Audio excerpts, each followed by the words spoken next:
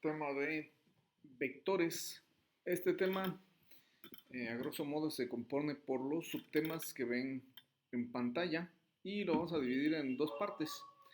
Vamos a ver en esta primera parte del subtema 1 hasta el 9 y el resto en una segunda parte.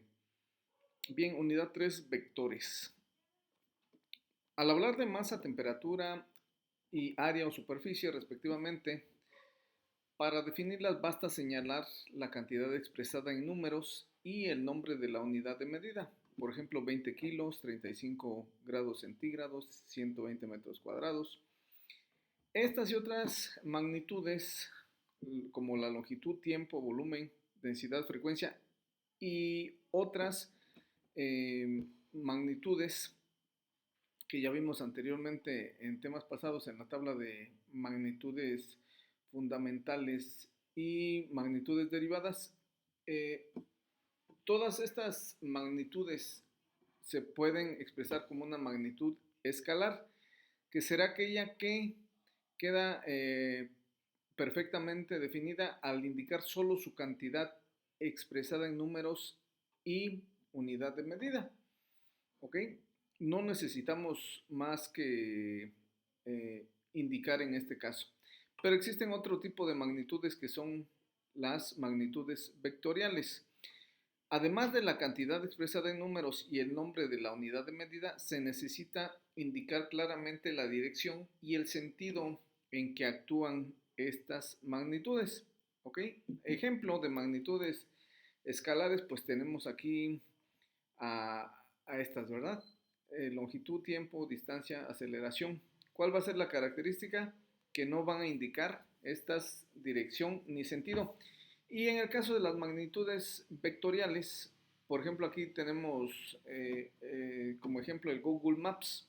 Cuando nosotros ponemos una ubicación en el mapa y nos comenzamos a mover, la aplicación nos dice que vayamos de frente hacia adelante. Después nos dirá a 300 metros girar a la izquierda o girar a la derecha en tal calle y nos va indicando la dirección y el sentido hacia dónde vamos. Nos está expresando o estamos expresando en este ejemplo una magnitud escalar en principio, que es la longitud, ¿verdad? O un desplazamiento. Pero al asignarle dirección y sentido, se convierte en una magnitud vectorial. ¿Ok? Bien, cualquier magnitud vectorial puede ser representada gráficamente por medio de una flecha llamada vector, la cual es un pequeño segmento de recta dirigido para simbolizar una magnitud vectorial, pues trazamos solamente esa flechita horizontal sobre la letra que estamos viendo, ¿verdad? Como la magnitud. Podemos tener aquí algunos ejemplos que representan un vector de velocidad, un vector de desplazamiento, un vector de fuerza y un vector de aceleración. ¿Ok? Entonces, cuando ya están representadas con una flechita dirigida, en este caso, normalmente esto ya está estandarizado, entonces hablamos de magnitudes vectoriales. Bien, además, si estas magnitudes vectoriales únicamente queremos expresar eh, su, su magnitud del vector, la podemos colocar entre dos barras como si fuera un valor absoluto en álgebra, ¿no? Y, y la magnitud del vector. Entonces aquí solamente vamos a indicar su magnitud y no vamos a indicar el sentido. El sentido puede ser negativo o positivo, ¿sale? Cuando usamos estas dos barritas no indicamos dicho sentido. Y pues aquí tenemos el ejemplo de un hombre que está empujando una carga y aquí pues vemos los componentes de un vector que será un sentido, un módulo que es el tamaño de este vector, un punto de aplicación, es decir, de dónde se está originando y una dirección o un sentido, ¿verdad? En este caso está empujando de derecha a izquierda, ¿no? Bien. Bueno, ¿Cuáles son las características o componentes de un vector? Son cuatro. Un punto de aplicación, como ya lo vimos, un origen. Después tenemos una magnitud, intensidad o módulo del vector, que es el tamaño propiamente del vector. Un sentido, que ya será positivo o negativo. ¿Ok? Y en el caso de este es un sentido positivo y su sentido opuesto sería negativo, ¿no? Si aquí trazamos, vamos a decir, otro vector con sentido contrario, sería su opuesto, sería un sentido negativo.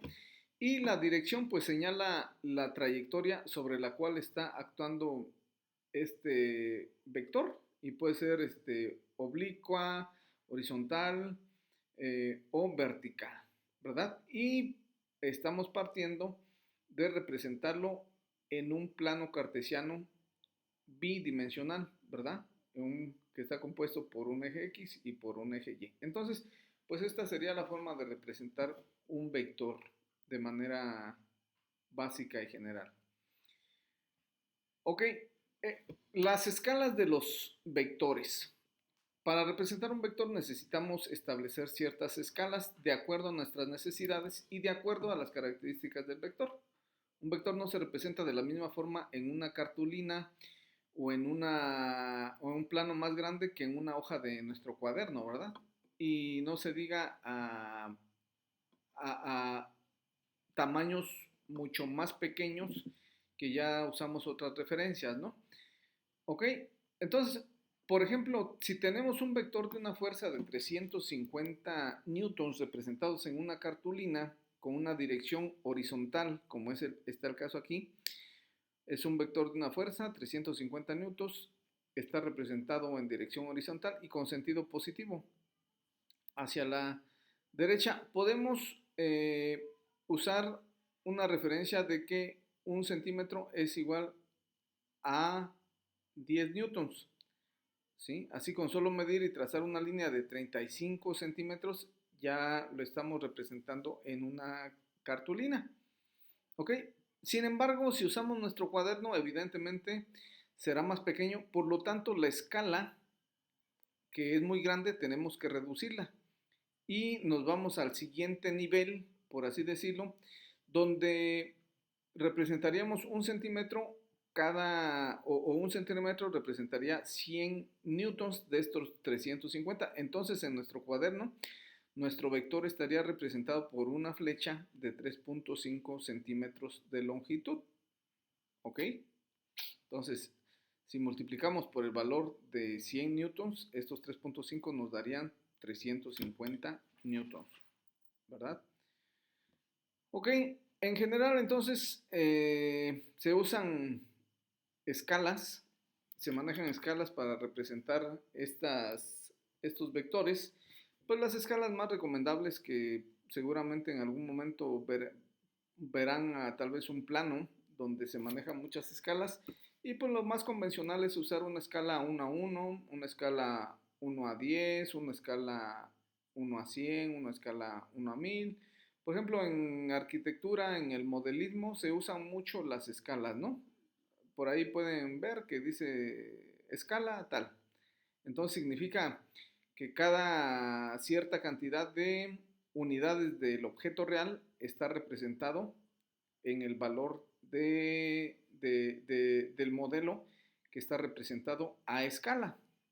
Bien, entonces vamos a suponer que tenemos aquí cuatro vectores, todos ellos en la misma dirección horizontal, con el mismo sentido. Tenemos un vector de 3.5 newtons, otra fuerza de 40 newtons, otra fuerza de 580 y otra fuerza de 4200. Entonces aquí pues, estamos manejando unidades, aquí estamos manejando decenas, centenas y miles o millares, ¿no?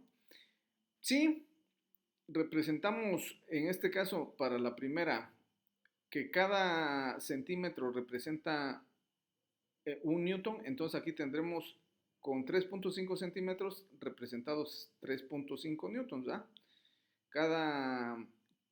Esto es, por decirlo, escala 1 a 1, ¿sale? Para la escala 1 a 10 En la fuerza 2 de 40 newtons, cada centímetro vale 10 newtons. Entonces, serían 4 centímetros, representarían los 40 newtons. Igual lo hacemos con el siguiente escala a 100 y con la siguiente escala a 1000. Sería lo mismo, ¿verdad? Entonces, en este caso, la fuerza 4 serían 4.2 centímetros los que nos representarían los 4200 newtons. Ok, bien.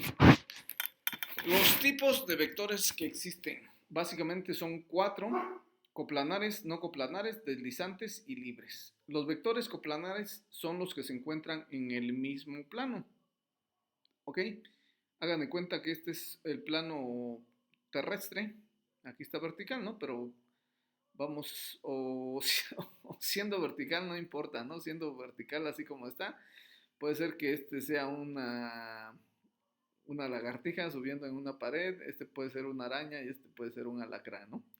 Están en un plano, en un solo plano todos, ¿verdad? Todos se están desplazando en un mismo plano, ¿ok? Tenemos los vectores no coplanares si se encuentran en planos diferentes, que es el otro caso. Podemos tener aquí igual un alacrán trepando por una pared y una hormiga, una cucaracha caminando por el suelo, ¿no? Están en vectores no coplanares, ¿verdad? Porque no es el mismo plano. ¿Ok? Los vectores deslizante, aquellos que se pueden desplazar o deslizar por en la misma trayectoria, en la misma línea de acción, en la misma dirección. ¿Sí? Tal vez por ahí han visto, por ejemplo, misiles que se disparan en una batería de artillería, salen, ¿no? Todos los misiles en la misma dirección. Y los vectores libres, por ejemplo, libres, pues son que no tienen relación unos con otros, ¿no?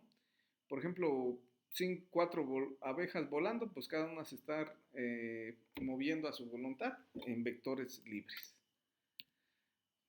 Ok, los sistemas de vectores colineales. Veamos sistemas de vectores. Entonces, los colineales, cuando dos o más vectores se encuentran en la misma dirección o línea de acción, ¿no? Aquí supongamos que tenemos una carreta que está jalada por 2 caballos, pues van en la misma dirección, en el mismo sentido, ¿no? Después tenemos los vectores concurrentes o angulares, que son aquellos vectores que tienen sus líneas de acción se cruzan en algún punto, ¿no? O que tienen un mismo punto de convergencia, ¿ok? Nacen del mismo origen. En este caso, todos estos vectores nacen del mismo origen, ¿no? Supongamos que 3 niños están aquí jalando 3 listones.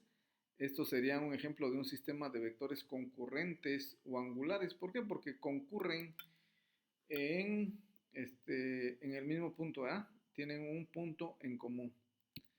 Tenemos después la resultante y equilibrante de un sistema de vectores. Una resultante es el vector que produce el solo o el mismo efecto que los demás vectores del sistema. Es un vector resultante es capaz de sustituir a un sistema de vectores. Por ejemplo, aquí tenemos un sistema de vectores formados por el vector 1 y por el vector 2.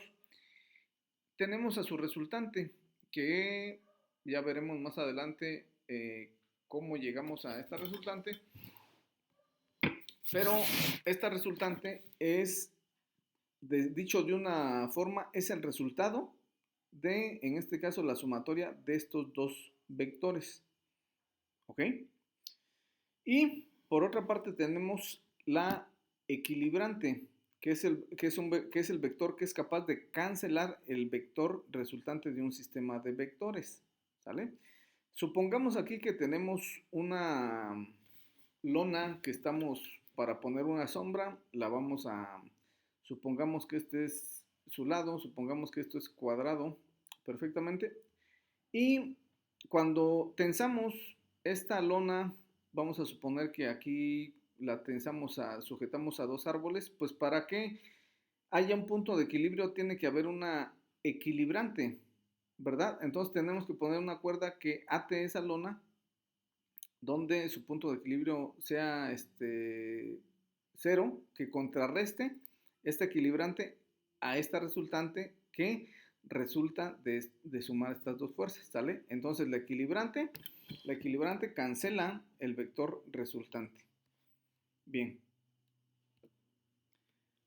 Las propiedades de los vectores. Los vectores pues tienen las siguientes propiedades. Igualdad de dos vectores son iguales cuando su magnitud, dirección y sentido son iguales.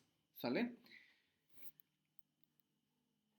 Después tenemos la adición. Solo se puede sumar dos o más vectores si tienen las mismas unidades de medidas. Por ejemplo, es posible sumar no es posible sumar un vector de fuerza con un vector de desplazamiento.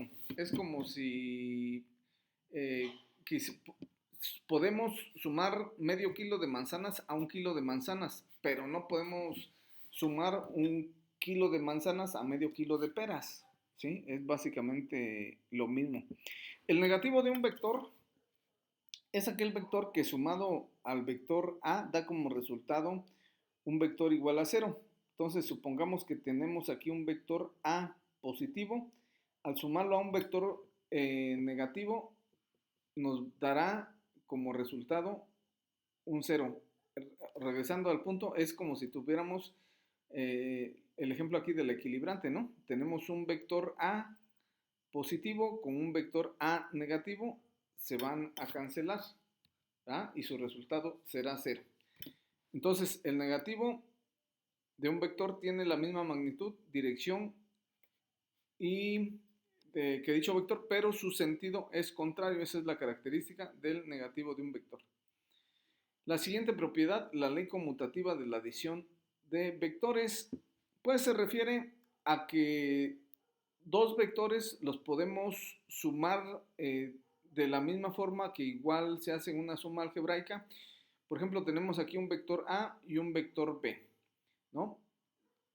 Para sumar estos vectores tenemos que desplazar este vector al término del siguiente vector. En el caso del término del vector A, trasladamos este vector, su inicio del vector lo trasladamos al final del vector A y a partir de ahí trazamos el vector B.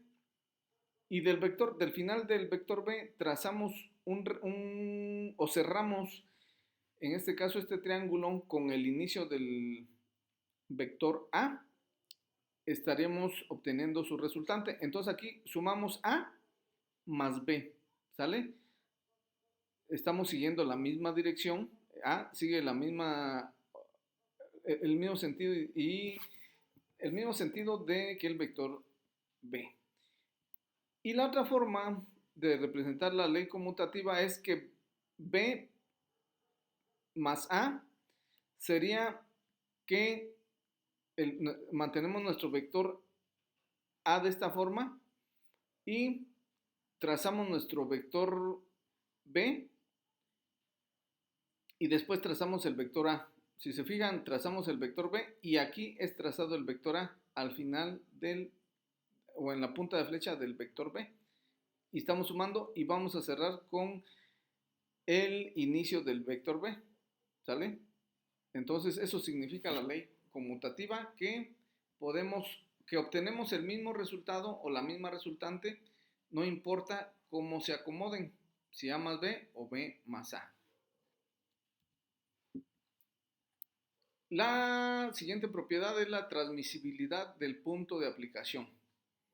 El efecto externo de un vector deslizante no se modifica si el traslado es en su misma dirección, es decir, sobre la misma línea de acción. Aquí tenemos dos cargas.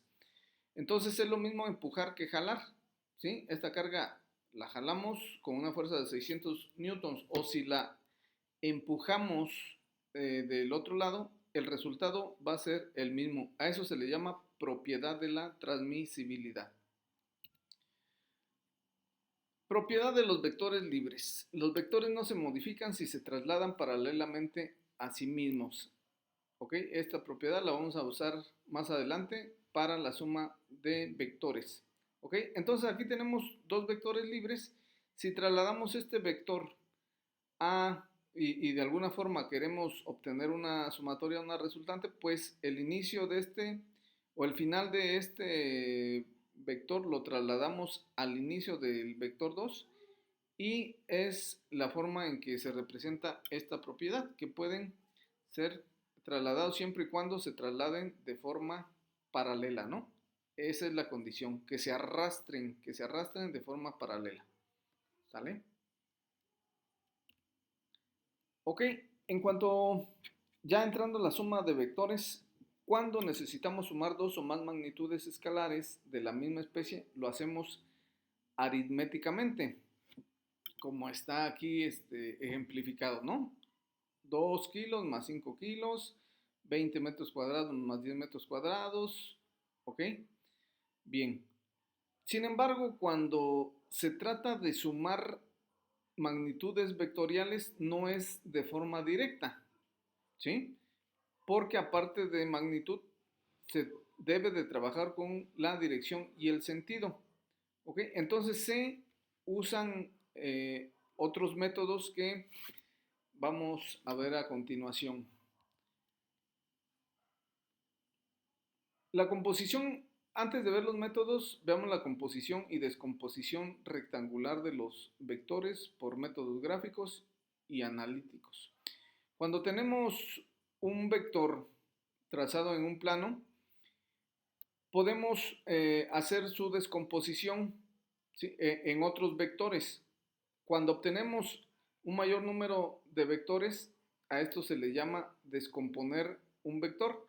Y el proceso inverso, si estos dos vectores los convertimos en un solo vector y lo equivalente es obtener menos vectores, se llama composición. Es decir, tengo un vector y resultan dos. Eso se llama descomposición. Si tengo dos vectores y obtengo uno como resultado, se llama composición. ¿Ok?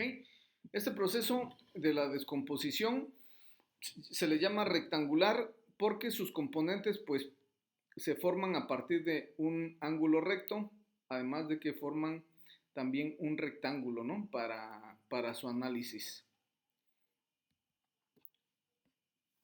Veamos los dos métodos que se emplean para la suma de vectores.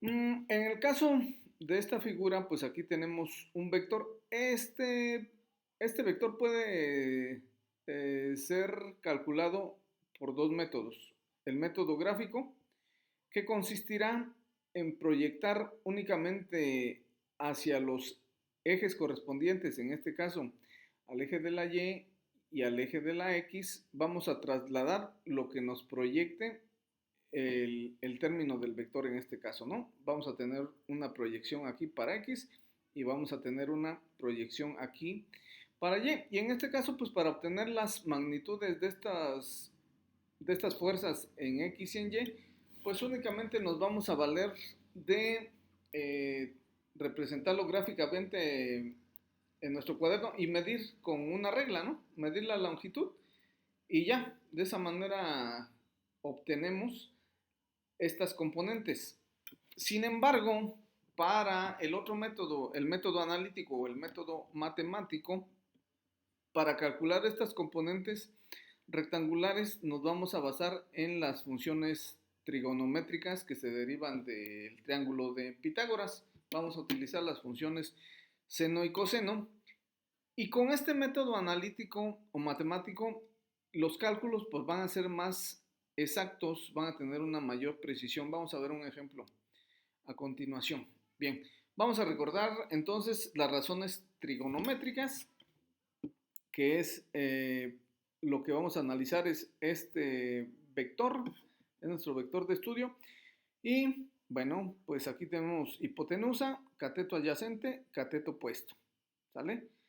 De alguna forma aquí nuestro ejercicio pues está volteado, ¿no? Tendríamos que voltear este triángulo para que se fuera igual que el de la figura, pero bueno. Entendiendo y razonando el comportamiento de nuestro triángulo, pues vamos a entenderlo. Vamos a usar las funciones seno y coseno, ¿sí? Las demás no las vamos a usar por el momento. Tenemos entonces nuestro vector, tenemos un ángulo aquí. Este será nuestro cateto adyacente y este será nuestro cateto opuesto, que resulta de trasladar o de proyectar esta fuerza en Y, que primero la trazamos hacia y después vamos a recorrer esta fuerza en Y para lograr obtener o dibujar este cateto, que será el cateto adyacente. Que el cateto adyacente, para referencia rápida, hagan de cuenta que este es un ojo y es al que va a ver el ojo de frente, ¿sale? Es el que va a ver hacia el frente. Entonces, nuestro ángulo está aquí, lo vemos aquí, este será nuestro cateto opuesto, nuestro cateto adyacente, y la fuerza será nuestra hipotenusa. Ok, entonces, ¿qué nos pide el ejercicio? Hallar las fuerzas en X y las fuerzas en Y. Vamos a hacer el cálculo entonces de la fuerza en Y y el cálculo de la fuerza en X. Tenemos entonces que para calcular primero fuerza en Y, ¿qué partes del triángulo se relacionan? Por un lado, cateto opuesto, hipotenusa y ángulo, ¿sale? Entonces tenemos ángulo, cateto opuesto e hipotenusa. Por eso vamos a usar la función seno. Entonces decimos que seno de nuestro ángulo va a ser igual al cateto opuesto, que es el que queremos conocer, ¿sí? Por eso estamos calculando fuerza en Y, esta, porque no la conocemos. Conocemos nuestra hipotenusa.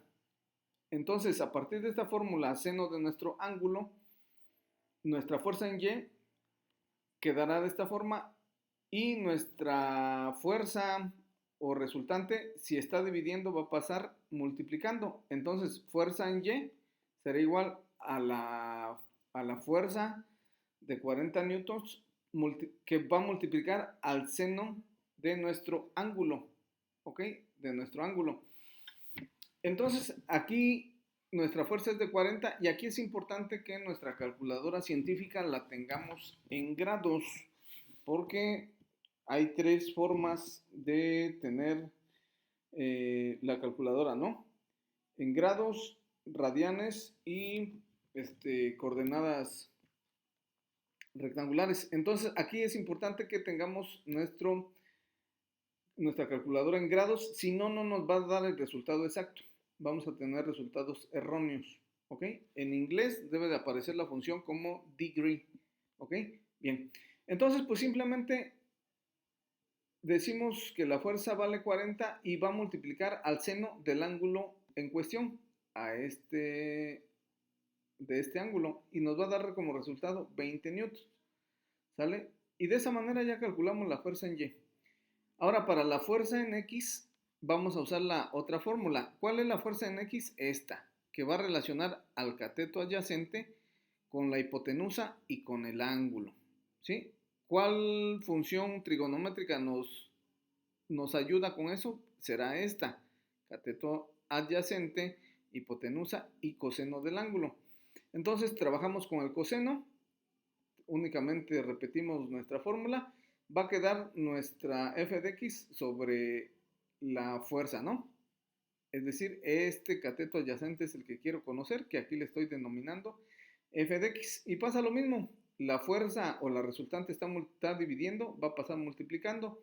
Entonces f de x va a ser igual a la fuerza por el coseno del ángulo, que sería igual a 40 newtons por 0.866 y nos va a dar como resultado 34.64 newtons.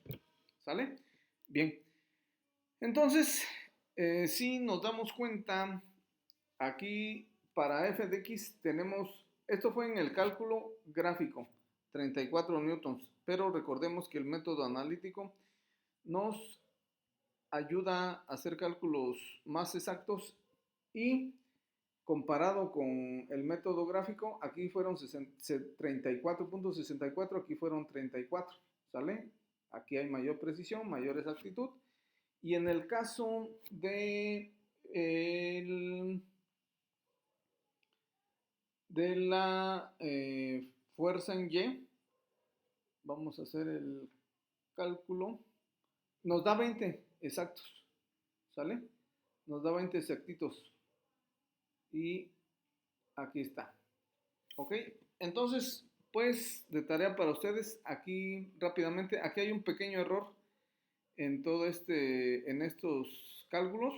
La tarea es identificar cuál es el error y si gustan comentarlo abajo aquí del video en los comentarios, pues será un gusto ver sus comentarios. De esta forma terminamos, jóvenes, con la parte número 1 de la unidad de vectores y nos vemos en la parte número 2. Por su atención, muchas gracias. Si tienen alguna duda, alguna pregunta, pues mándenoslas a través de nuestras redes sociales y nos vemos en el siguiente video.